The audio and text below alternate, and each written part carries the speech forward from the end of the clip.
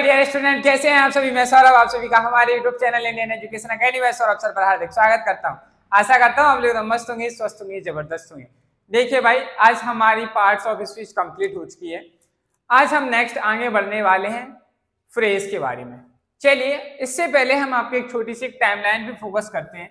जैसे मैंने आप लोगों को बताया था कि क्या बताया था भाई, हम सबसे पहले जो आए थे वो हमारा क्या था, हमने सबसे पहले स्टार्ट की थी इंग्लिश लैंग्वेज। हम पढ़ रहे थे इंग्लिश लैंग्वेज के बारे में। किसके बारे में पढ़ रहे थे भाई? इंग्लिश लैंग्वेज के बारे में हम पढ़ रहे थे, जिसमें हमने एक टाइमलाइन बनाई हुई थी। क्या बनाई थी? टाइमलाइन। हमने क्या कहा था कि सर हम इंग्लिश लैंग्वेज पढ़ रहे हैं, इंग्लिश लैंग्वेज में सबसे पहले आए हमारे साउंड, साउंड से मिलकर बने हमारे क्या? लेटर। क्या बने भाई? लेटर बने। लेटर के बाद जो बना हमारा क्या बना? वर्ड्स बने। क्या बने थे? वर्ड्स बने। और इस वर्ड्स की हेल्प से क्या बनी थी भाई? पार्ट्स ऑफ स्पीच बनी थी। क्या बनी थी? Parts of speech. Parts of speech क्यों बनी थी? क्योंकि ये बोलने में हमारी मदद करती थी, इसलिए इनको नाम दिया गया पार्ट्स ऑफ स्पीच। अब वर्ड्स के बाद, पार्ट्स ऑफ स्पीच बनने के बाद अब हम आगे बढ़ते हैं फ्रेज पर। कहाँ पहुंचे? अब हम पहुंचे हैं फ्रेज। ठीक है भाई, फ्रेज के बाद हम पहुंचेंगे क्लॉज पर। किस पे पहुंचेंगे? क्लॉज के ऊपर। चलिए भाई, अब बात करते हैं फ्रेज के बारे में। तो सबसे पहले हेडिंग डाल लेंगे फ्रेज। क्या हेडिंग हो जाएगी भाई? Phrase is the heading. आखिर अब समझते हैं फ्रेज क्या है। फ्रेज जो है वो ग्रुप ऑफ वर्ड्स है। क्या है? फ्रेज जो है it is a group of words. Phrase जो है वो वर्णों का समूह है। जो हमने वर्ड्स पढ़े, जो पार्ट्स ऑफ स्पीच पढ़े, उस पार्ट्स ऑफ स्पीच से के वर्ड्स ऐड होकर ग्रुप में बनाकर एक नया पार्ट बनाते हैं, जिसे हम कहते हैं पार्ट्स ऑफ स्पीच का ग्रुप जो मिलकर बना हुआ है, उसे हम कहेंगे फ्रेज। क्या कहेंगे? फ्रेज कहेंगे। चलिए भाई, तो नोट करेंगे साथ में, a phrase is a word, a phrase, a phrase साथ में नोट करते चलिए। A phrase is a group of word, is a group of words that group of words that makes a complete sense, that make a complete sense only when, केवल कब देंगे? only when it is a part of a sentence, जब क्या होंगे? वो sentence के part होंगे। ठीक है भाई, तब जाके फ्रेज का मीनिंग निकलेगा। लिखेंगे इट डज नॉट कंटेन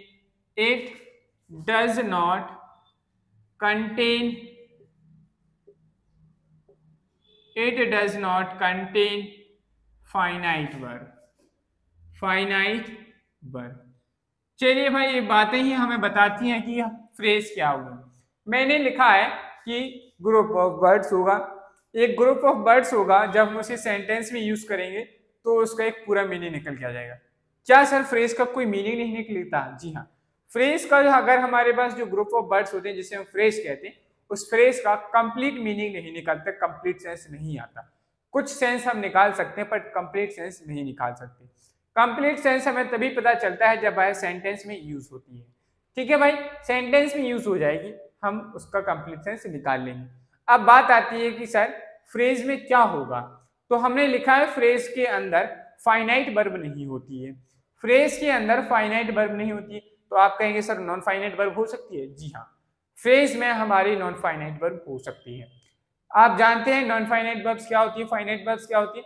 अगर नहीं जानते हैं तो आप हमारी finite verb, non finite verb, इनकी ऑलरेडी क्लासेस हो चुकी हैं। आप जाइए, सबसे पहले उन क्लासेस को देखिए और समझिए कि फाइनाइट और नॉन फाइनाइट वर्ब्स क्या होती हैं। चलिए भाई, अब हम बात करते हैं इसके एक आध एग्जाम्पल की झलक देख लेते हैं, जिससे हमें पता चल जाए कि आखिर ये है क्या फ्रेज। जैसे मैंने कहा in the red dress, in the red dress, red dress में। अब आपने कहा रेड ड्रेस में, तो लेकिन सर समझ में नहीं आ रहा क्या है रेड ड्रेस में, कौन है रेड ड्रेस में, कुछ पता है? ये समझ में आया रेड ड्रेस में है, कुछ सेंस आ गया, लेकिन पूरा सेंस हम नहीं निकाल पा रहे हैं बिकॉज ऑफ, क्योंकि इसमें आगे कुछ लिखा ही नहीं है। अगर इस सेंटेंस में यूज करेंगे तो इसके कंप्लीट सेंस बन जाएगा। क्या बन जाएगा? कंप्लीट सेंस बन जाएगा। जैसे मैंने कहा in the middle of, in the trouble, मैंने लिखा इन द ट्रबल, ये भी क्या हमारी एक फ्रेज है, इन द ट्रबल, मुसीबत में होना बताता है। तो इस तरीके के जो हमारे ग्रुप ऑफ वर्ड्स होते हैं ये क्या बने बताते हैं, हमारे फ्रेज को बताते हैं। अब जैसे देख लीजिए भाई, इन हमारा क्या है, आप जानते हैं ऑलरेडी प्रीपोजिशन, अभी हमने पिछले चैप्टर में कंप्लीट किया है प्रीपोजिशन। द हमारा आर्टिकल होता है, डिटरमिनर भी कहते हैं। ट्रबल हमारे यहाँ क्या नाउन की तरह यूज हो रहा है, किसकी तरह यूज हो रहा है, नाउन की तरह यूज हो रहा है। तो ये सारी चीजें हमें ऑलरेडी हम सीख चुके हैं। चलिए अब बात करते हैं हम फ्रेज के काइंड्स की। क्या बात करते हैं, काइंड्स ऑफ फ्रेजेस। तो हेडिंग डाल लीजिए भाई, kinds of phrase, kinds of phrase. Phrase के कितने काइंड्स होते हैं, देखिए भाई फ्रेज के जो काइंड्स हैं वो टोटल जो होते हैं हमारे 9 होते हैं। कितने होते हैं, 9। लेकिन मेनली इसको क्लासीफाई, जब इसका जो क्लासिफिकेशन हुआ है उसमें मेन जो होते हैं 5 टाइप्स के प्रीपोजिशन होते हैं। कितने टाइप्स के होते हैं, 5 टाइप्स के प्रीपोजिशन होते हैं। अगर हम ओवरऑल बात करें तो 8 से ज्यादा टाइप्स की क्या होती है, फ्रेजेस होती हैं। क्या होती हैं, फ्रेजेस होती हैं। चलिए उन बात करते हैं उन सभी के बारे में। तो हमारे पहले हम ये यहाँ लिखते चल रहे हैं, आपको सभी नंबर्स डालते चलेंगे, कितने टाइप्स के होते हैं उनके बारे में लिख रहे हैं। तो चलिए हम बात करते हैं पहले नंबर पे। पहले नंबर पे आती है हमारी क्या, नाउन फ्रेज। क्या आती है, नाउन फ्रेज। आप लोगों को writing and audio and video सब कुछ क्लियर है कि नहीं, एक बार कमेंट कर दीजिए भाई। नाउन फ्रेज, नाउन फ्रेज के बाद आती है हमारी, अगर हम बात करें एडजेक्टिव फ्रेज। क्या आती है, adjective phrase, adjective phrase. Adjective phrase के बाद आता है नेक्स्ट हमारा वर्ब फ्रेज। क्या आते हैं, वर्ब फ्रेज। ठीक है भाई, वर्ब फ्रेज के बाद आते हैं हमारे एडवर्ब फ्रेज, चौथा है एडवर्ब फ्रेज। क्या आते हैं भाई, एडवर्ब फ्रेज। और नेक्स्ट जो होता है फिफ्थ हमारा होता है, वो फिफ्थ होता है हमारा प्रीपोजिशनल फ्रेज। क्या होता है, प्रीपोजिशनल फ्रेज। प्रीपोजिशनल फ्रेज क्या होता है, इसके बारे में हम ऑलरेडी प्रीपोजिशन चैप्टर में पढ़ चुके हैं।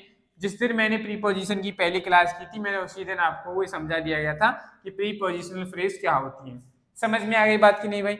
अब हमें बात करनी है इन सभी की वन बाय वन कि ये सारी की सारी जो फ्रेजेस है वो क्या होती हैं, कैसे इनका क्या है, कैसे हम आइडेंटिफाई करेंगे, इन सभी चीजों के बारे में हमें सीखना है। चलिए भाई, तो हम बात कर लेते हैं। सबसे पहले हेडिंग डाल लीजिएगा भाई, नाउन फ्रेज। क्या है, नाउन फ्रेज। आज की क्लास भाई लंबी होने वाली है, इसलिए आपको डटे रहना है और क्लास वीडियो को पूरा देखना है। जहां तुमने इस क्लास को छोड़ा तुम समझ लो वहीं से आप कंफ्यूज होना स्टार्ट। नाउन फ्रेज की बात करते हैं तो आखिर क्या होता है, तो लिखेंगे साथ में a group of words, a group of words, group of words does, group of words does the work of a noun, does the work of a noun, of a noun in a sentence, in a sentence. It is known as, it is known as, it is known as noun phrase. उसे हम क्या कहेंगे, noun phrase कहेंगे। देखिए भाई मैंने साफ सुथरी डेफिनेशन लिखी है, आपको भी समझ में आ रहा होगा। एक ग्रुप ऑफ बर्ड्स होगा, क्या होगा, ग्रुप ऑफ बर्ड्स होगा। जो ग्रुप ऑफ बर्ड्स होगा वो किसकी सेंटेंस में किसकी तरह काम करना चाहिए, नाउन की तरह। अब नाउन क्या होती है, कैसे हम नाउन को पता करते हैं, मैंने आपको नाउन चैप्टर में ऑलरेडी बता दिया है, लेकिन हम फिर भी यहाँ एक बार और फिर से सीखेंगे। ठीक है भाई, अब हमें नाउन फ्रेज है तो हमने कहा ग्रुप ऑफ बर्ड्स जो सेंटेंस में नाउन की तरह काम करेगा उसे हम क्या कहेंगे, नाउन फ्रेज कहेंगे। समझ में आई बात, थोड़ा बता दीजिए आप लोग क्या नीचे दिख रहा है कि। चलिए भाई अब हम बात करते हैं इसके एग्जांपल्स की। अगर हम कहें एग्जांपल में, जैसे मैंने कहा अर्ली टू बेड, क्या कहा भाई मैंने, लिखिएगा early, early to bed is a good habit, is a good habit, is a good habit. Early to bed is a good habit. अब देखिए ये हमारी एज जो है किसकी तरह काम कर रही है, वर्ब की तरह। अब हमें नाउन फाइंड आउट करना है, कैसे फाइंड आउट करेंगे, तो हमने क्या किया, जो वर्ब है उससे पहले क्वेश्चन क्या, what is a good habit. आपने क्वेश्चन पूछा कि what is a good habit, तो आपके सामने आंसर आया अर्ली टू बेड, जल्दी सोना। ठीक है, क्या हो गया, जल्दी सोना ये क्या है, एक अच्छी आदत है। तो हमें व्हाट से क्वेश्चन पूछने में पता चल रहा अर्ली टू बेड। तो ये अर्ली टू बेड आया है, ये नाउन की तरह यूज हुआ कि नहीं। आप कहेंगे सर कैसे। पहली बात तो हमें ये पता चला कि व्हाट से हमने क्वेश्चन पूछा तो हमारे सामने जो आंसर आता है वो बेसिकली नाउन होता है। अगर हम वर्ब के बाद आता तो वो ऑब्जेक्ट भी होता, लेकिन यहाँ ये वर्ब से पहले यूज हुआ है, इसलिए हमें पता चला कि सर व्हाट से जो हम क्वेश्चन पूछेंगे जो आंसर आएगा वो हमारा नाउन होगा। क्या होगा, नाउन, क्योंकि नाउन और प्रोनाउन ही है जो क्या बनते हैं, सब्जेक्ट ऑब्जेक्ट का काम करते हैं, सब्जेक्ट और ऑब्जेक्ट का काम करते हैं। तो यहाँ अर्ली टू बेड अगर एक वर्ड होता तो वो हमारी नाउन हो जाती। यहाँ पे बहुत सारे ग्रुप ऑफ वर्ड्स हैं जो नाउन की तरह काम कर रहे हैं। That means early to bed it is early to bed क्या है भाई हमारा, ये early to bed it is known as noun phrase. क्या कहेंगे भाई इसे, अर्ली टू बेड, इसे हम क्या कहेंगे, नाउन फ्रेज कहेंगे। समझ में आई बात की नहीं, यही हमारी क्या हो गई, नाउन फ्रेज हो गई। अब बात करते हैं नेक्स्ट एग्जांपल की। तो देखिएगा भाई यहाँ पे देखा, जैसे मैंने लिखा सुहानी,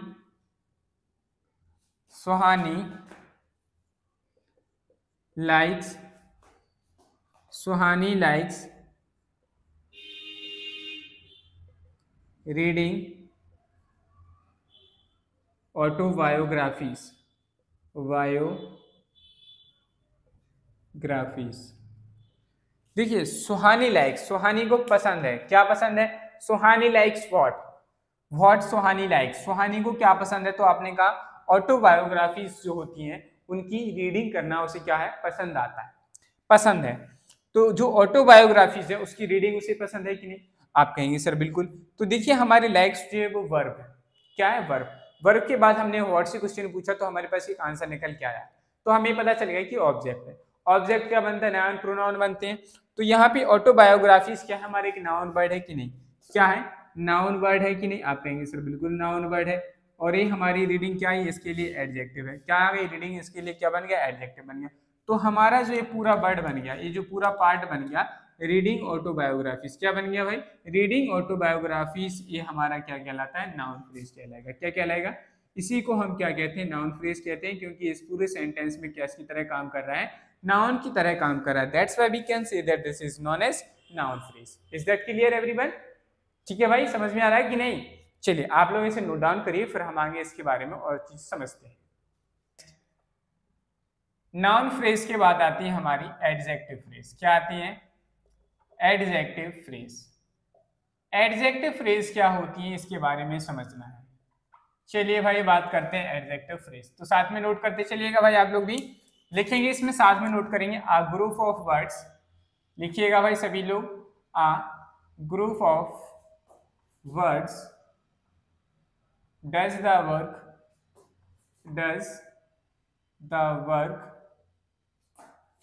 as an adjective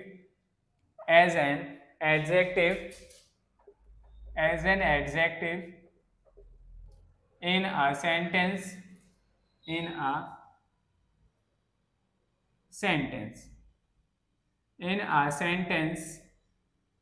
it is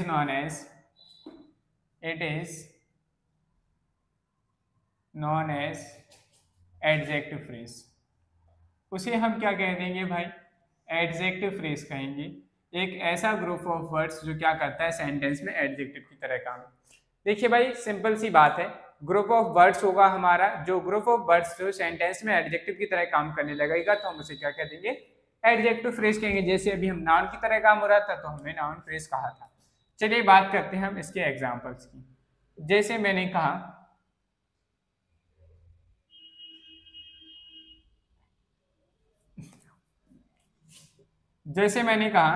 we walked down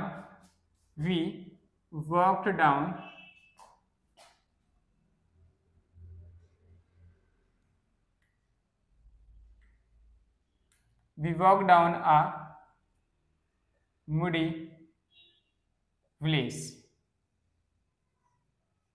देखिए भाई अब हमें थोड़ा समझना है, यहाँ से हम दो चीजें समझा रहे हैं, ये छोटी क्लास के लोगों के लिए है, जो भी छोटी क्लास के स्टूडेंट है 6 to 8th वाले बच्चों के लिए, उनके लिए भी है।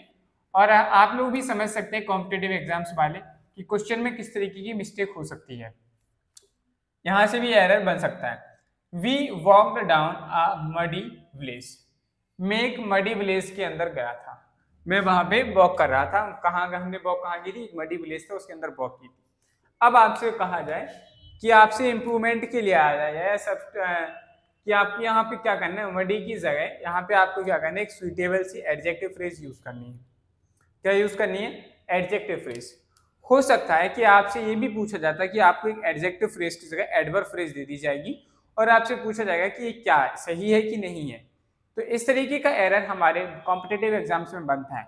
लेकिन एडजेक्टिव की जगह पर एडजेक्टिव फ्रेज का यूज करना ये छोटी क्लासेस के स्टूडेंट्स की क्लासेस में एग्जाम्स में पूछा जाता है। चलिए तो समझते हैं, बात करते हैं कि इसका सही आंसर क्या बनने वाला है। तो देखिए भाई, सब्जेक्ट हमारा सेम रहता है, तो हम क्या लिखेंगे? We walked. क्या लिखेंगे? We walk down. We walked down, हमने वॉक डाउन की थी, कहाँ की थी? एक पाथ पर, अप पाथ। लेकिन वो पाथ कैसा था? वो पूरा पाथ जो था फुल ऑफ मड था, तो हमने इस मडी की जगह क्या लिख दिया? Full of mud. क्या लिख दिया? Full of mud. अब यहाँ देखिए भाई, फुल ऑफ मड में ये एडजेक्टिव, पाथ कैसा था? आपने कहा फुल ऑफ मड था। पाथ कैसा था? ये पाथ तो हमारा नाउन का काम कर रहा है कि नहीं भाई? आप कहेंगे सर बिल्कुल, ये जो पाथ है हमारा किसकी तरह ट्रीट हो रहा है? नाउन की तरह ट्रीट हो रहा है। और ये नाउन की तरह ट्रीट हो रहा है, और हम यहाँ इस पाथ के बारे में, इस नाउन के बारे में डिस्क्राइब कर रहे हैं फुल ऑफ मड। पाथ कैसा था? फुल ऑफ मड था। तो ये जो फुल ऑफ मड आया है, क्या ये एडजेक्टिव की तरह काम नहीं कर रहा? आपने कहा सर बिल्कुल कर रहा है, एडजेक्टिव की तरह, एडजेक्टिव की तरह काम कर रहा है। क्या ये एडजेक्टिव की तरह काम कर रहा है? ये तो हमें समझ में आया।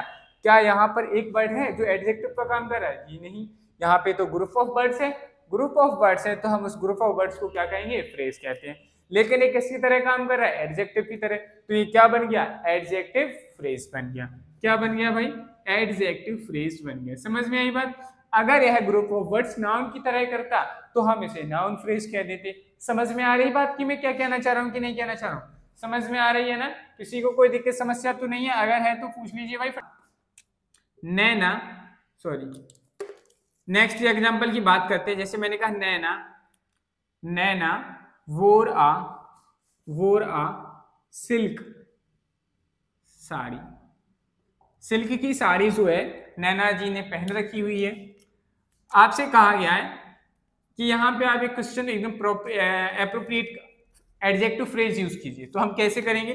देखिए भाई, नैना को हम नैना जी लिखा रहने देंगे। नैना वोर आ साड़ी। नैना जी ने क्या पहन रखी है? साड़ी पहन रखी है, तो हमने लिख दिया साड़ी, साड़ी। अब साड़ी जो है वो किसकी बनी हुई है? आपने कहा सर सिल्क की। तो साड़ी जो है वो किसकी बनी हुई है? सिल्क की बनी हुई है। तो इस सिल्क को हम और क्या लिख सकते हैं? मेड ऑफ सिल्क लिख सकते कि नहीं? साड़ी किसकी बनी है? सिल्क की बनी है। तो हम इसे क्या लिख सकते हैं? मेड ऑफ सिल्क लिख सकते हैं कि नहीं भाई?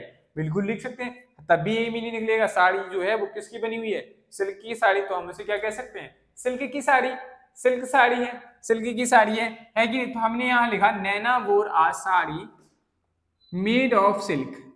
मेड ऑफ सिल्क किससे बनी हुई थी? वो सिल्क की बनी हुई थी, जो साड़ी नैना ने पहनी हुई थी।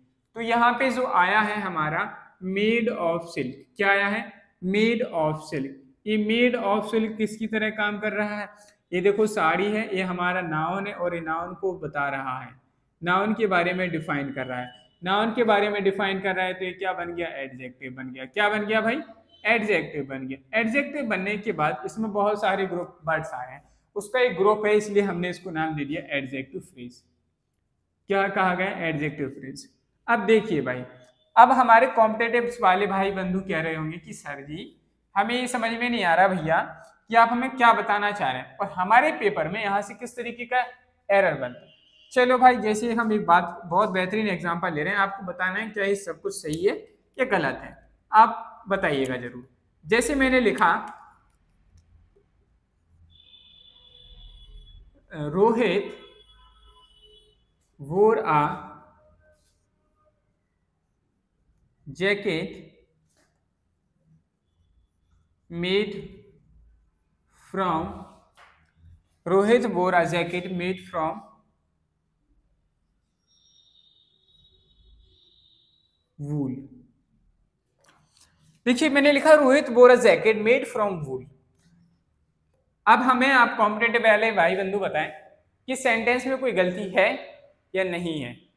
अगर है तो कहाँ गलती है, और अगर नहीं है तो भी बताएं कि इसमें कैसे आपने पता किया कि यहाँ उसमें अंदर कोई गलती नहीं, क्या सारी चीजें सही है कि नहीं। मैं आपको थोड़ा सा टाइम दे रहा हूँ, आप लोग सोच विचार करके बताइए कि भाई यहाँ क्या आंसर हमारा होने वाला है। जल्दी बताइए भाई। चलिए भाई अब हम बात करते हैं, आप लोग बता पाए। कुछ लोग भाई सही आंसर कर पा रहे हैं, कुछ लोग नहीं कर पा रहे हैं। देखिए समझते हैं, रोहित वोर अ जैकेट मेड फ्रॉम वूल। अब हमने आपको बताया था कि जो भी चीज नेचुरली हम गेन करते हैं, नेचुरली किसी चीज से बनाई जाती है जिसकी हम फिजिकल चेंजेस करने के बाद उसे हम वापस प्राप्त कर सकते हैं, तो वहां हम क्या यूज करते हैं, मेड ऑफ यूज करते हैं या मेड फ्रॉम।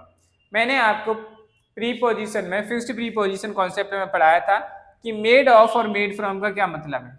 तो मेड ऑफ फ्रॉम का मतलब होता है कि कोई भी चीज केमिकल रिएक्शन की हेल्प से चेंज होती है, तो उसे बताने के लिए हम क्या करते हैं, मेड फ्रॉम प्रीपोजिशन यूज करते हैं, made from prepositional phrase use करते हैं।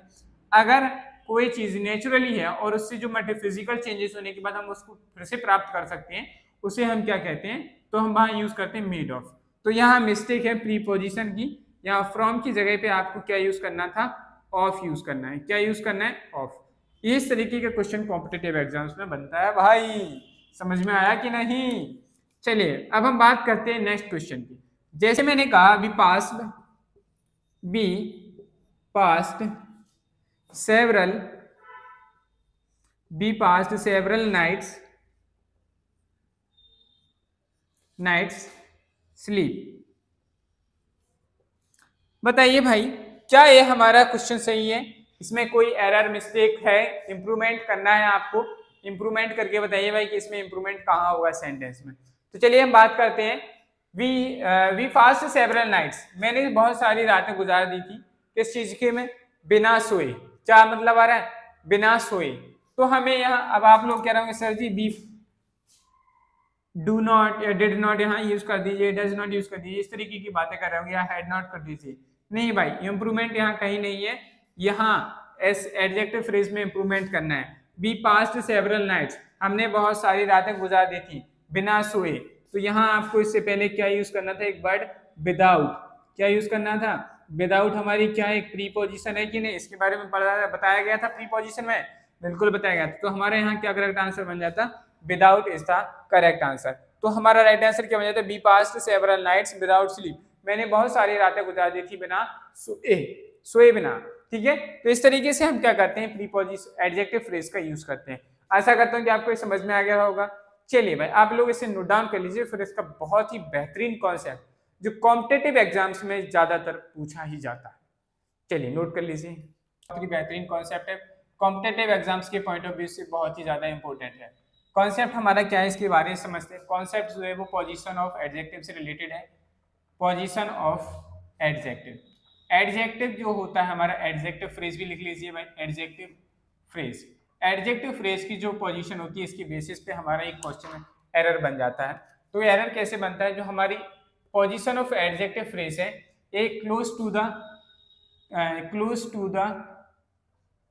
टू नाउन, इन नाउन के too close noun. Too close noun, close noun का मतलब है जो नाउन होती है उसी के पास में होती है, या उसके आगे आ सकती है या उसके पीछे आ सकती है, तो हमें ये समझना है। तो पोजीशन ऑफ एडजेक्टिव फ्रेज से चलिए एग्जांपल की बात करते हैं। जैसे मैंने कहा we bought a coffee, we bought a coffee table, we bought a coffee table from an antique dealer,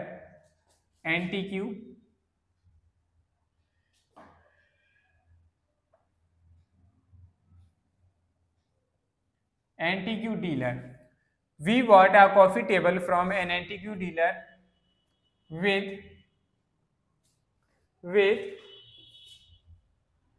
3 lakhs, with 3 lakhs। मैंने लिखा we bought a coffee table from an antique dealer with 3 lakhs। मैंने एक coffee table खरीदी है एक पुराने antique से जिसकी 3 पैर थे। ये इसका सेंटेंस लिखा हुआ है, आपको बताइए कि इसमें कोई मिस्टेक है कि नहीं है फटाफट। तो देखिए भाई इसमें मिस्टेक है, जी हाँ बिल्कुल मिस्टेक है। इसमें आपका इंप्रूवमेंट का क्वेश्चन पूछा जा सकता है या एरर, दोनों का क्वेश्चन पूछा जा सकता है। तो लिखा है we bought a coffee table, हमने एक टेबल खरीदी थी, ठीक है, from an antique dealer with 3 lakhs। Dealer से खरीदी जिसके 3 पैर थे। क्या किसी व्यक्ति के 3 पैर हो सकते हैं? पहले तो ये बताइए। आप कहेंगे जी सर 3 पैर नहीं हो सकते। दैट मीन्स ये जो लिखा है विद 3 lakhs, ये क्या है? यहाँ पे मिस्टेक है। इसको कहाँ आना चाहिए था? तो इसको आना चाहिए था नाउन के पास। भाई देखिए बी हमारा सब्जेक्ट है, वॉट हमारी वर्ब बन रही, और कॉफी हमारी, कॉफी टेबल हमारा नाउन बन रहा है। तो जो हमारी विद 3 lakhs आनी चाहिए थी वो कहाँ आनी चाहिए?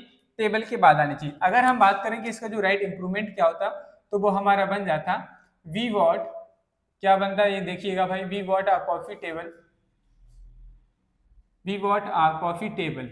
मैंने एक कॉफी टेबल खरीदी थी, क्या है, जिसके कितने पैर थे? 3 पैर की, विद 3 पैर, विद 3 lakhs, विद 3 lakhs। कितने लैक्स थे उसके? 3 lakhs। कहाँ से किससे खरीदी थी? From an antique dealer, from an antique dealer. एक एंटीक्यू डीलर था, मैंने उससे क्या किया था? इसको खरीदा था। समझ में आई बात? तो इस तरीके से हम क्या करते हैं, इस तरीके के सेंटेंस के एरर हमारे सामने बनते हैं। मैंने लिखा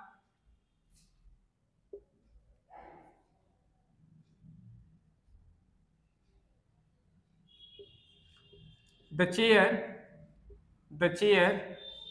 is mended, the chair is mended by the carpenter, by the carpenter, the chair is mended by the carpenter with wobbly legs, wobbly legs। तो लिखा है the chair is मेंडेड by the carpenter. Carpenter की Bobbili legs हो सकती है? नहीं हो सकती है। तो इसमें भी हमारा क्या बनना है? तो जो हमारी फ्रेज है, एडजेक्टिव फ्रेज गलत जगह यूज हुई है, इसको सही जगह यूज करना है। तो कहाँ सही जगह होती? मेंडेड लिखा है, the chair is मेंडेड by the carpenter, इसकी जगह वॉज कर लीजिए, the chair was mended by the carpenter with wobbly legs. तो हमारा सही इंप्रूवमेंट क्या बनता है वो देखिए भाई। तो लिखेंगे हम the chair was, the chair, अब चेयर कैसी थी? With wobbly legs. तो हम यहाँ लिखेंगे the chair with wobbly legs. Chair थी किसके साथ? वॉबली लेग्स के साथ। उसको किसने ठीक किया था? Legs. Was mended by, was mended by the carpenter, mended by the carpenter. तो उसको कारपेंटर के द्वारा ठीक कर दिया गया था। समझ में आई बात? अगर हम बात करें नेक्स्ट एग्जाम्पल की, जैसे मैंने कहा सीमा, सीमा what a Seema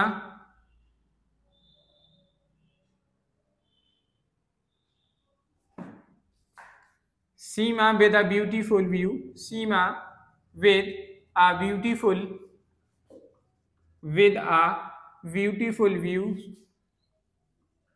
beautiful views, what a cottage। देखिए भाई सीमा विद अ ब्यूटीफुल व्यूज। अब यहाँ लिखा है सीमा विद अ ब्यूटीफुल व्यूज। सीमा जो थी ब्यूटीफुल व्यूज के साथ थी?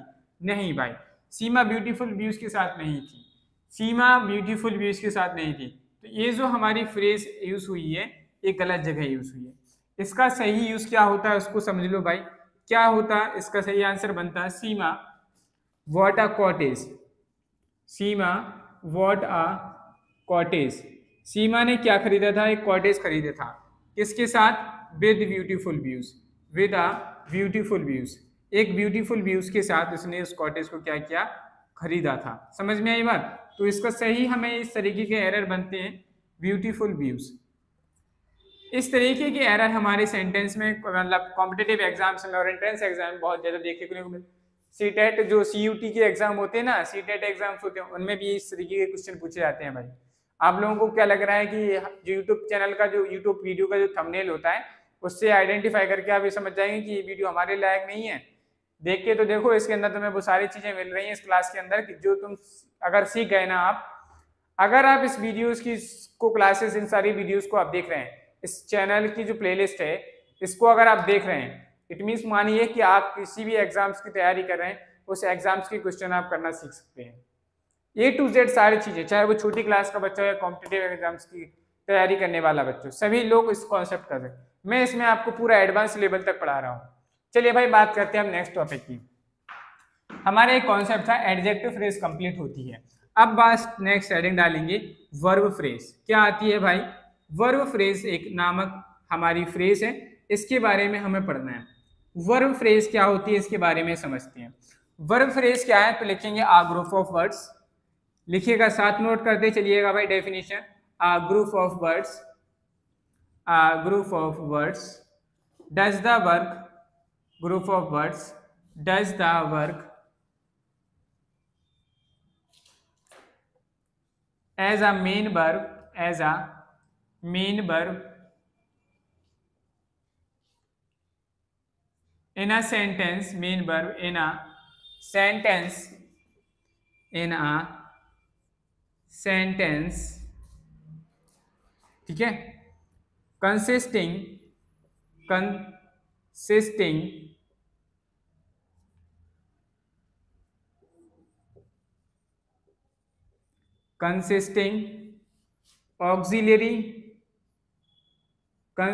auxiliary verbs,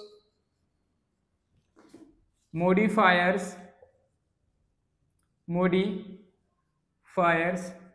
and other words,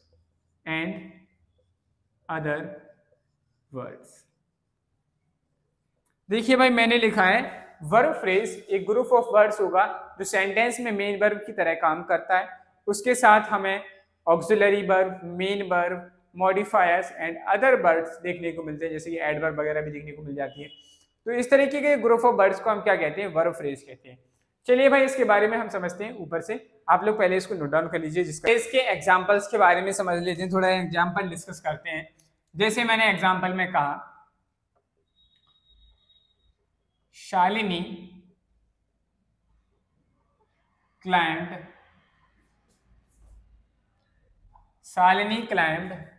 mount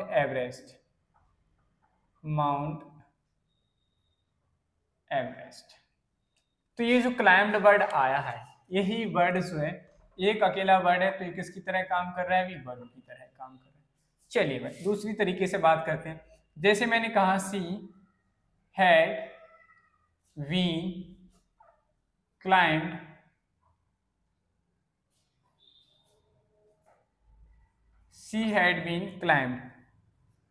क्या मैंने? Mount Everest, she had been climbed Mount Everest. देखिए तो ये आया है हैड बीन क्लाइम्ड, ये वर्ब के पार्ट हैं तीनों के तीनों, इसलिए इस ग्रुप ऑफ वर्ड्स को हम क्या कहेंगे? वर्ब फ्रेज कहेंगे। क्या कहेंगे भाई? वर्ब फ्रेज कहते हैं। चलिए भाई बात करते हैं नेक्स्ट एग्जांपल की। जैसे मैंने कहा it might be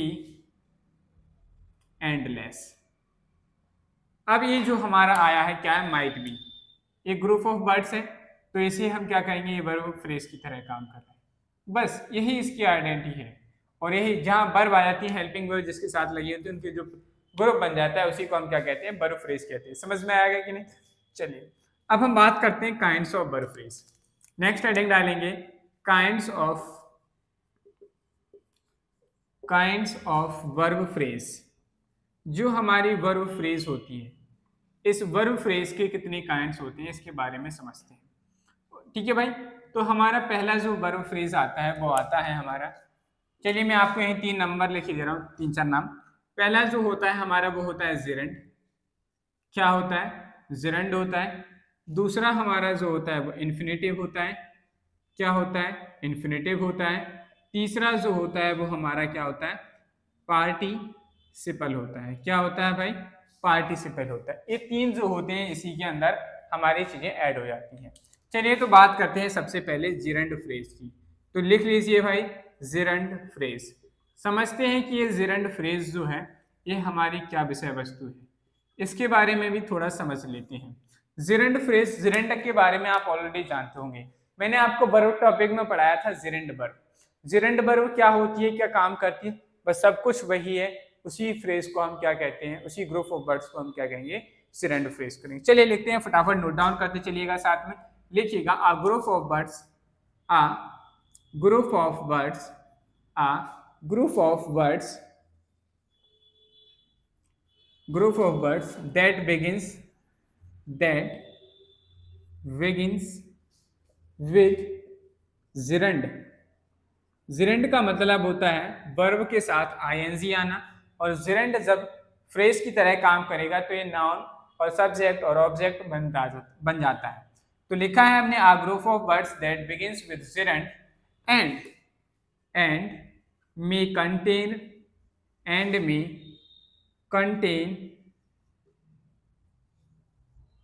and may contain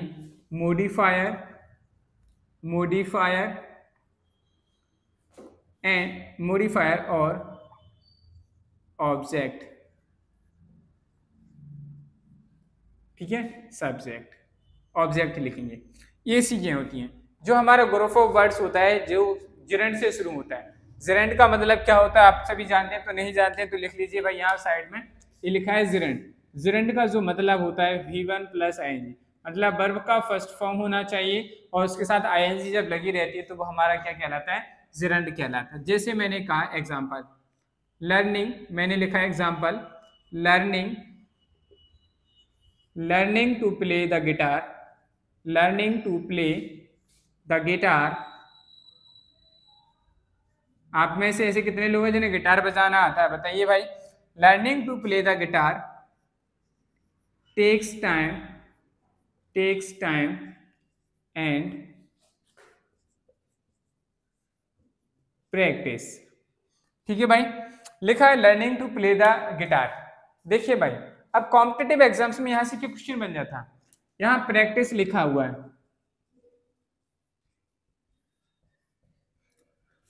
चलिए भाई, learning to play the guitar takes time, तो हमारे सामने एक वर्ड आए, पहले आप समझ लीजिए कि आप जिरंड फ्रेज को कैसे आइडेंटिफाई करेंगे। यहां देखिए जो लिखा है टेक्स, ये हमारी वर्ब है। ठीक है भाई, अब यहाँ पे लिखा हुआ learning to play the guitar, तो ये क्या है, देखो यहाँ जिरंड से शुरू है। लर्न मीन्स होता है याद करना, सीखना होता है कि नहीं भाई, और इसके साथ हमने क्या लगा रखी है, आईएनजी। लर्न जो है वर्ब की फर्स्ट फॉर्म है, इसके साथ आईएनजी लर्निंग, तो ये क्या बन गई, जिरंड बन गई। क्या बन गई, जिरंड बन गई। लेकिन ये जिरंड बनती है तो ये नाउन की तरह काम करती है भाई। किसकी तरह काम करती है, नाउन की तरह। तो इसके साथ और भी चीजें हो सकती हैं। लर्निंग पसंद है, लेकिन लर्निंग में क्या, टू प्ले द गिटार, उसको गिटार बजाना, चाहे learning to play the guitar, guitar को बजाना सीखना, उसको सीखने के लिए क्या लगता है, टाइम और प्रैक्टिस, दोनों चीजें लगती हैं। तो ये जो आया है learning to play the guitar, ये पूरा पार्ट हमारा किसकी तरह काम करेगा, जिरंड फ्रेज की तरह काम करेगा। ये क्या बन गया हमारा, जिरंड फ्रेज। क्या बन गया भाई, जिरंड फ्रेज बन के तैयार हो चुका है। अब कॉम्पिटिटिव एग्जाम्स वाले देखें, learning to play the guitar takes time and practice. यहाँ बताइए इन दोनों में से कौन सी प्रैक्टिस आने वाली है, बताइए भाई यहाँ कौन सी प्रैक्टिस आएगी। तो चलिए समझते हैं। ये PIC जो लिखा होता है, ये प्रैक्टिस जो है वो नाउन को रिप्रेजेंट करती है, और ए वाली जो प्रैक्टिस होती है वर्ब को रिप्रेजेंट करती है। यहाँ हमें वर्ब की जरूरत नहीं है क्योंकि टाइम के साथ एंड कंजंक्शन लगा हुआ है। ए भी टाइम जो है हमारा नाउन है, तो नाउन के साथ नाउन को ऐड किया जाता है, हमने आपको बताया था। सेम रैंक के सब्जेक्ट और को ऐड करने के लिए हम कंजंक्शन यूज करते हैं। तो यहाँ ये प्रैक्टिस गलत हो जाता है, वाली प्रैक्टिस सही हो जाता है। समझ में आई बात की नहीं। तो इस तरीके के अच्छे क्वेश्चंस बनते हैं जो पेपर में अक्सर पूछे जाते हैं, और लोग इन्हीं पेपर्स में करने में कंफ्यूज हो जाते हैं। समझ में आया कि भाई ये वाला आपको समझ में आ गया कि नहीं, एग्जाम्पल आप लोग बताइए फटाफट कमेंट। मैंने लिखा I enjoy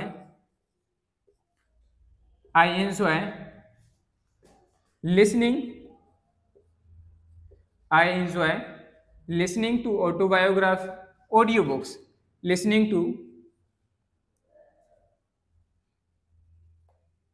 I enjoy listening to audio books while I commute.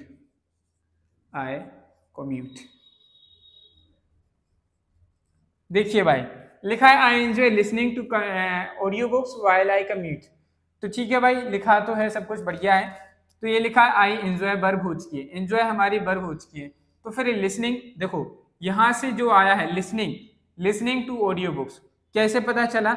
I enjoy what, मैंने क्या एंजॉय किया? आपको listening to audio books, audio book को सुनना आपको पसंद आता है, आप उसे एंजॉय करते हैं। तो वर्ड से क्वेश्चन पूछा तो हमारे सामने नाउन निकल के आ गई। क्या निकल के आ रही? नाउन निकल के आ रही। तो ये जो लिसनिंग टू ऑडियो बुक से नाउन की तरह काम कर रहा है, ये नाउन फ्रेज भी हो गया। क्या हो गया? नाउन फ्रेज भी हो गया। लेकिन इसकी जो शुरुआत हुई है वो जिरेंड से हुई है, इसलिए हम इसको जिरेंड फ्रेज भी कह देते हैं। क्या कहते हैं? जिरेंड फ्रेज भी कहते हैं। एक व्यक्ति से एक व्यक्ति के एक से ज्यादा निकनेम हो सकते हैं। तो लिसनिंग टू ऑडियो बुक्स, ये हमारी क्या बन गई भाई? जिरेंड फ्रेज बन चुकी है।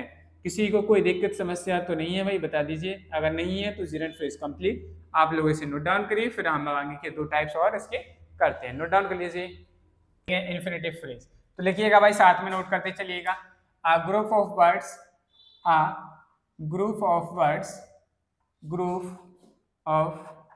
words that begins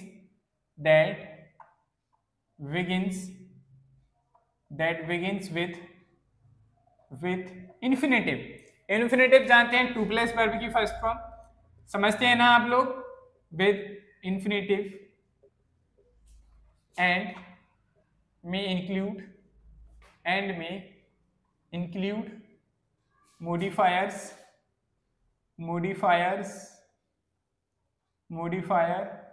comma, object and complements, ठीक है। और इन्फिनेटिव जो होता है हमारा नाउन एडजेक्टिव एडवर्ब की तरह काम करता है। चलिए भाई, जैसे मैंने लिखा टू forgive is divine, यहाँ पे हमारा जो आया है टू forgive, देखिए टू के बाद वर्ब की फर्स्ट फॉर्म है, ये इन्फिनेटिव फ्रेज हो जाएगा। ये नाउन की तरह भी काम कर रहा है। किसकी तरह काम कर रहा है?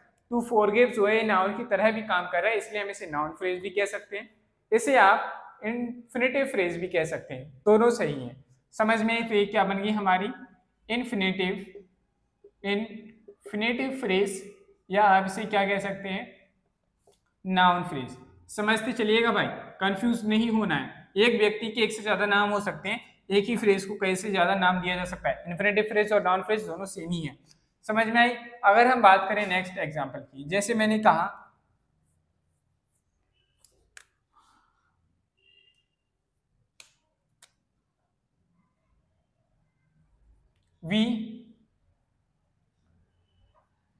we worked hard to pass the exam.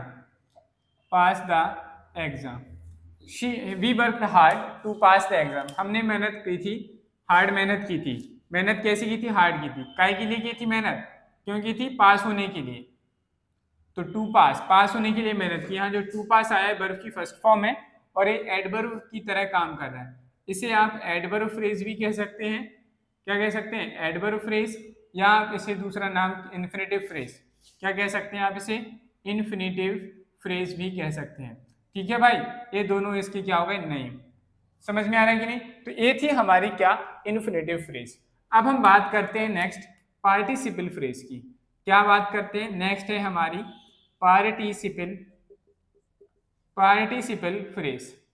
Participle phrase क्या होती है, इसके बारे में समझना है। तो चलिए भाई, पार्टिसिपल तो आप लोग समझते ही होंगे, अगर नहीं समझते हैं तो समझ लीजिए। तो लिखिएगा साथ में, a group of words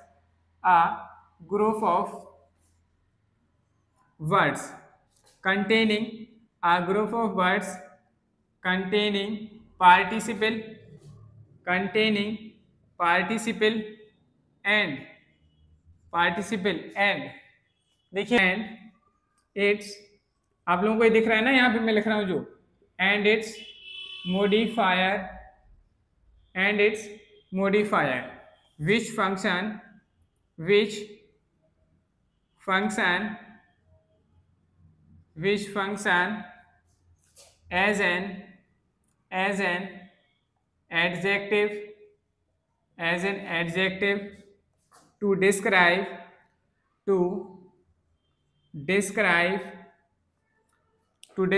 noun or pronoun, to describe noun और pronoun। चलिए भाई आप लोग नोट करिए इसको। पार्टिसिपल फ्रेज क्या होती है? पार्टिसिपल फ्रेज का मतलब है एक ऐसा ग्रुप ऑफ वर्ड्स जिसमें पार्टिसिपल होगा और उसके अंदर उसका क्या होना चाहिए? मॉडिफायर। अगर ऐसा होता है और वो सेंटेंस में एडजेक्टिव की तरह काम करता है जो डिस्क्राइब करता है नाउन और प्रोनाउन को, तो उस वर्ड को हम क्या करेंगे? ग्रुप ऑफ वर्ड्स को हम क्या कहेंगे? हम उसे कहेंगे पार्टिसिपल फ्रेज। अब जो हमारी पार्टिसिपल फ्रेज होती है तीन तरह की होती है। कितने तरीके की होती है? तीन तरीके की। पहली होती है हमारी प्रेजेंट पार्टिसिपल फ्रेज, दूसरी होती है हमारी पास्ट, पहली होती है हमारी प्रेजेंट पार्टिसिपल फ्रेज, दूसरी होती है हमारी पास्ट पार्टिसिपल फ्रेज, एंड तीसरी जो होती है हमारी वो होती है पास्ट परफेक्ट पार्टिसिपल फ्रेज। चलिए भाई हम इन तीनों के बारे में अलग से नहीं पढ़ना है, ये सारी चीजें सेम ही है, बस हम आपको एग्जांपल्स लिखते जा रहे हैं, आपको उन एग्जांपल्स की हेल्प से समझना है। चलिए भाई बात करते हैं एग्जांपल की। जैसे मैंने कहा the dog barking loudly, the dog barking loudly at the mailman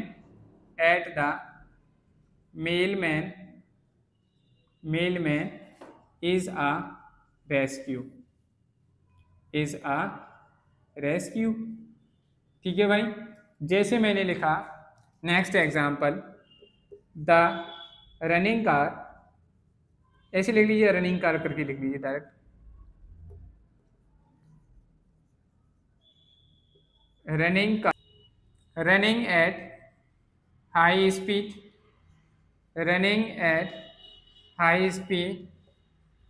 the car nearly hit the deer,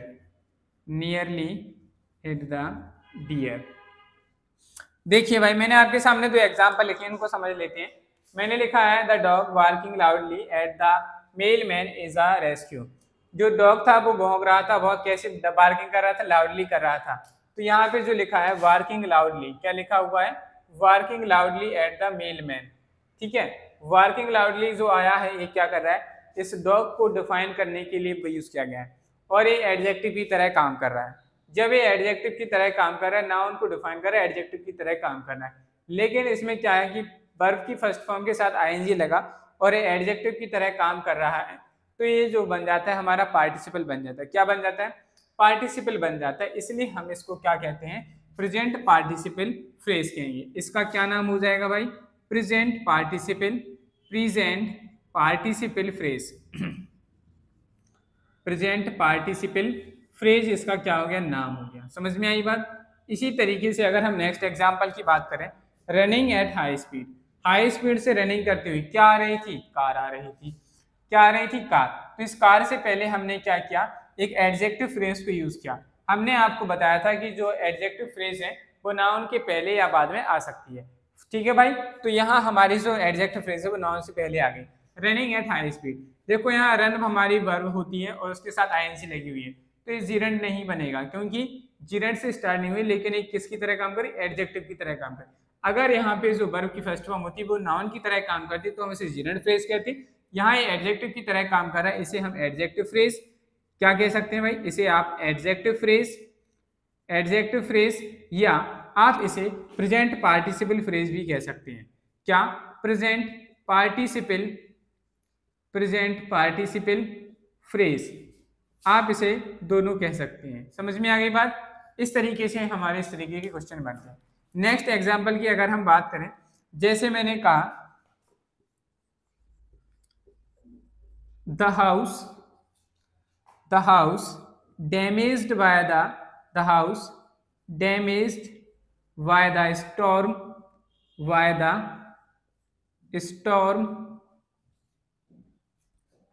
the house damaged by the storms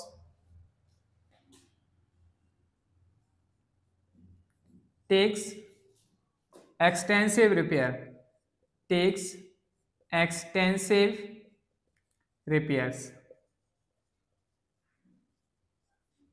तो यहाँ पे हमारा लिखा है द हाउस, कैसा हाउस था, डैमेज्ड हाउस, किसकी वजह से हुआ था, स्टोन की वजह से। तो यहाँ से जो लिखा है डैमेज्ड बाय द स्टोन, ये हमारा क्या बन गया, ये एडजेक्टिव का काम कर रहा है। क्यों कर रहा है, कैसा हाउस, तो डैमेज्ड हाउस। तो यहाँ हाउस को डिफाइन करने के लिए वर्ब हुआ, लेकिन यहाँ पे वर्ब की सेकंड फॉर्म आई, तो ये हमारा क्या बन गया, past participle phrase, past participle phrase. समझ में आई बात की नहीं भाई। तो इस तरीके से हम इनको यूज कर सकते हैं। चलिए भाई आप लोग इसे नोट डाउन करिए, फिर हम इसके आगे और सीखते हैं। हमारे सामने ऑलरेडी बोर्ड पे लिखे हुए हैं। तो लिखा है the car driven by a professional won the race. जो कार ड्राइवन करने वाला है, जो प्रोफेशनल था, जो कार ड्राइव कर रहा था, उसने क्या कर ली, कार रेस जीत ली थी। तो देखिए भाई लिखा है द कार के बाद लिखा है driven by a professional, by a professional.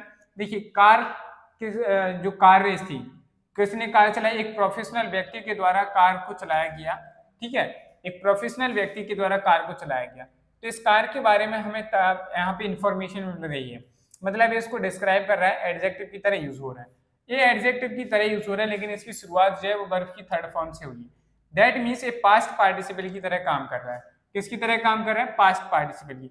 तो इसलिए जो ये हमारी जो फ्रेज है, ये वर्ब का नाम हो जाएगा past participle, past participle phrase, ये इसका नाम हो गया। इसे आप एडजेक्टिव फ्रेज भी कह सकते हैं।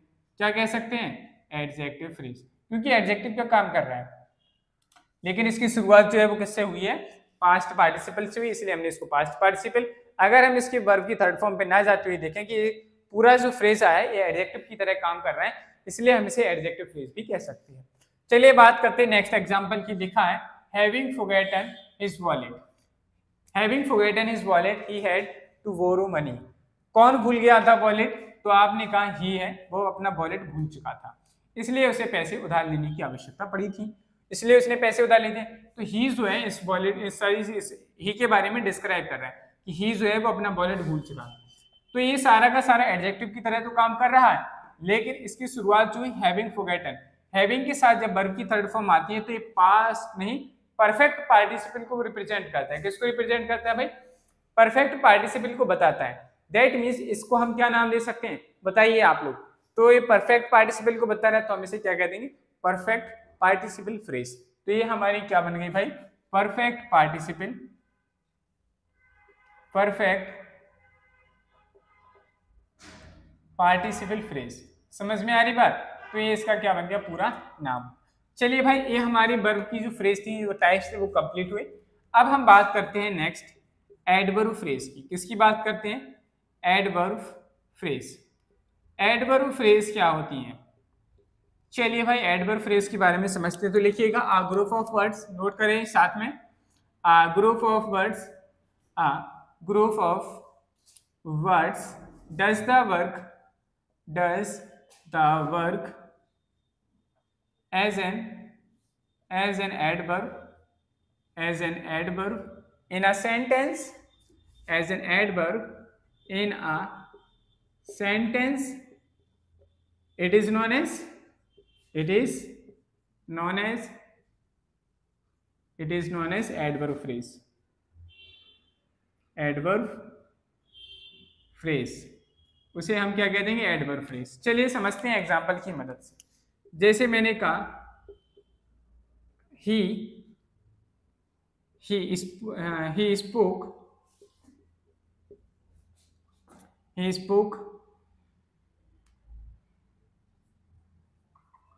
clearly, he spoke clearly। वह कैसे बोलती है, बहुत क्लियरली बोलती है। ये एडवर्ब की तरह है, he spoke कैसे बोलती है, क्लियरली। तो ये जो क्लियरली है ये एडवर्ब है। क्या है, एडवर्ब है। अब हमें इस एडवर्ब की जगह एडवर्ब फ्रेज यूज करनी है, तो हम इस तरीके को इसको कैसे लिख सकते हैं, तो लिखेंगे ही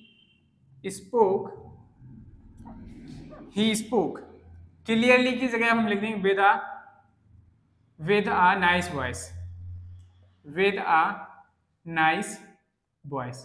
एक अच्छी आवाज के साथ वो बोलती है, इसलिए कैसे बोलता है भाई, he spoke with a nice voice. तो ये हमारा जो आया विद अ नाइस वर्ड, ये स्पोक को डिस्क्राइब कर रहे हैं, और वर्ब को जब डिस्क्राइब करने वाले वर्ड आते हैं तो उसे हम क्या कहते हैं, एडवर्ब कहते हैं। यहाँ ग्रुप ऑफ वर्ड्स हैं, इसलिए हमने इसको क्या नाम दे दिया, एडवर्ब फ्रेज। क्या नाम दे दिया भाई, एडवर्ब फ्रेज। कहीं मैं जल्दबाजी तो नहीं कर रहा हूँ समझाने में, बता दीजिएगा क्या कहेंगे इसे। He spoke with a nice voice. देखिए समझ, मैं एक बार फिर से आपको एक्सप्लेन किए दे रहा हूँ। ही हमारे सामने लिखा है ही स्पोक क्लियरली, हमें ये समझ में आ रहा है कि सर यहाँ पे जो क्लियरली वर्ड आया है ये क्या है, एडवर्ब की तरह यूज हो रहा है। किसकी तरह यूज हो रहा है? एडवर्ब की तरह यूज हो रहा है। अब आपसे कहा गया कि आप यहाँ एडवर्ब हटाकर एडवर्ब फ्रेज यूज करें, तो हम क्या लिख सकते थे? तो हमने लिखा he spoke with a nice voice. वह एक अच्छी आवाज के साथ बोलता है। कैसे करता है? अच्छी आवाज है उसकी, उस तरीके से बोलता है। तो हमने यहाँ पे लिखा विद अ नाइस वॉइस। ये ग्रुप ऑफ वर्ड्स है लेकिन एडवर्ब का ही काम कर रहा है, इसलिए हमने इसको नाम दे दिया एडवर्ब फ्रेज। आज आपको एडवर्ब फ्रेज और एडजेक्टिव फ्रेज, मतलब एडजेक्टिव से आप एडजेक्टिव फ्रेज बनाएंगे या एडजेक्टिव फ्रेज से आप एडजेक्टिव पे आएंगे बनाएंगे, तो उसको क्या वर्ड लिखना होता है इसकी मैं आपको फोटो आपको व्हाट्सएप चैनल और टेलीग्राम चैनल दोनों पे प्रोवाइड करा दूंगा। ठीक है, जैसी क्लास खत्म होगी उसके बाद आधा घंटे में मैं आपको ये फोटो डलवा दूंगा, आप लोग उसे रीड आउट कर लीजिएगा। ठीक है, तो ये हमारा क्या बन गया? With a nice voice. ये हमारा क्या बन गया? एडवर्ब फ्रेज बन गया। समझ में? फादर आपको दिख रहा है ना ये, तो father searched for his diary everywhere. Diary देख रहे थे एवरीवेयर। पापा जी कहाँ ढूंढ रहे थे? सभी जगह ढूंढ रहे थे। तो इस सर्च को डिफाइन करने के लिए हमने एक वर्ड लिखा एवरीवेयर। तो ये जो है एडवर्ब की तरह काम कर रहा है। किसकी तरह काम कर रहा है? बस आपको कुछ नहीं करना है। Father search for his diary, diary की एवरीवेयर की जगह आप लिख दीजिएगा at every place, at every place. सभी जगह जहां पे भी वो रखते थे वो सभी जगह पर क्या कर रहे थे? पापा जो है डायरी सर्च कर रहे थे। तो आपने क्या लिखा है? इस एडवर्ब की जगह एट वेरी प्लेस लिखा। ये हमारा एडवर्ब फ्रेज का तरह काम करेगा। ये क्या बन गई? एडवर्ब फ्रेज बन गई और उसी का ये क्या कर रही है? काम कर रही है। तो इस तरीके से हम एडवर्ब फ्रेज को यूज करते हैं। चलिए भाई, आज का हमारा लास्ट फ्रेज और हमारी फ्रेज कंप्लीट होती है। इसके बाद हमारे आता है next appositive. Appositive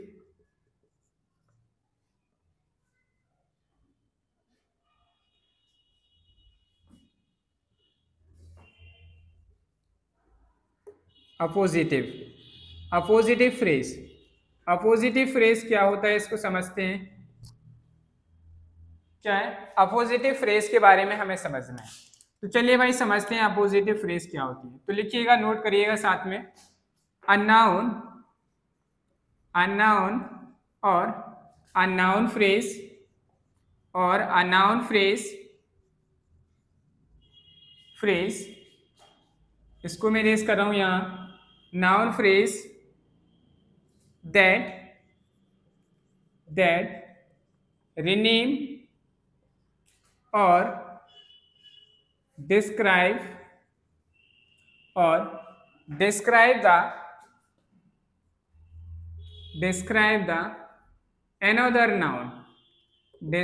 the another noun, to add extra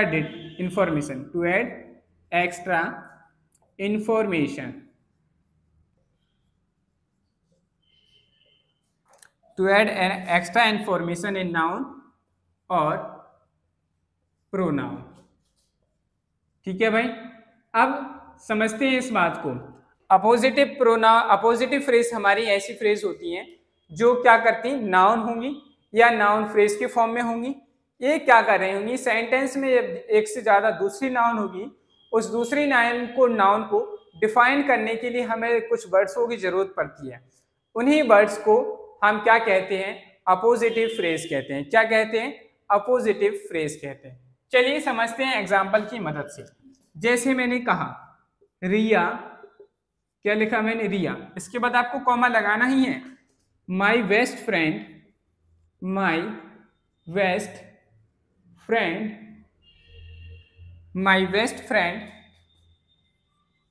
loves music. क्या लिखा भाई? मैंने लिखा रिया माई बेस्ट फ्रेंड, फिर कॉमा लगाया, लव्स म्यूजिक। मैंने लिखा रिया। अब रिया के बारे में ही जो नाउन आया उसी के एक्स्ट्रा इंफॉर्मेशन बताने के लिए हम एक फ्रेज यूज करते हैं जो भी नाउन की तरह यूज होता है। रिया हमारा एक नाउन है, आपने कहा सर बिल्कुल है। अब उसके बाद लिखा है माई बेस्ट फ्रेंड। फ्रेंड हमारा नाउन है कि नहीं, इस नाउन के साथ बेस्ट हमारा एडजेक्टिव बन गया और यहाँ माई हमारा डिटर्मिनर बन गया, ठीक है कि नहीं। तो ये हमारा माई बेस्ट फ्रेंड, लेकिन ये भी क्या है कि नाउन है। तो एक नाउन को दूसरी नाउन या नाउन फ्रेज जब डिस्क्राइब करती है, उसको रिनेम देती है, दोबारा से कोई नाम देती है, तो वो हमारे क्या कहलाती है, अपोजिटिव फ्रेज कहलाती है। तो इसमें हमारी अपोजिटिव फ्रेज क्या बनी, रिया के बारे में बताया जा रहा है। रिया कौन है, माई बेस्ट फ्रेंड। तो my best friend this is known as appositive phrase. क्या हो जाएगी, अपोजिटिव फ्रेज हो जाएगी। समझ में आई बात। तो इस तरीके के जो सेंटेंस होते हैं हम इस तरीके से क्या करते हैं, अपोजिटिव फ्रेज को यूज करते हैं। अब हमारे जो लास्ट प्रीपोजिशन है, जो हमारी फ्रेज है, उसका नाम है प्रीपोजिशनल फ्रेज। मैं प्रीपोजिशनल फ्रेज ऑलरेडी आप लोगों को प्रीपोजिशन चैप्टर में पढ़ा चुका हूं पहली क्लास में, इसलिए हम उसको यहाँ पर नहीं कर रहे हैं। तो ये थी आज की हमारी क्लास। आशा करता हूँ कि आज की वीडियो आपको पसंद आई होगी। अगर वीडियो पसंद आई है तो वीडियो को लाइक करें, चैनल को सब्सक्राइब करें और बेल आइकन को प्रेस करें, जिससे आपको हमारी आने वाली अन्य जो क्लासेस हैं, अदर वीडियोस हैं, उनका आपको नोटिफिकेशन टाइम टू टाइम मिलता रहे। चलिए भाई, आज के लिए इतना ही रखते हैं, मिलते हैं कल एक नए टॉपिक के साथ।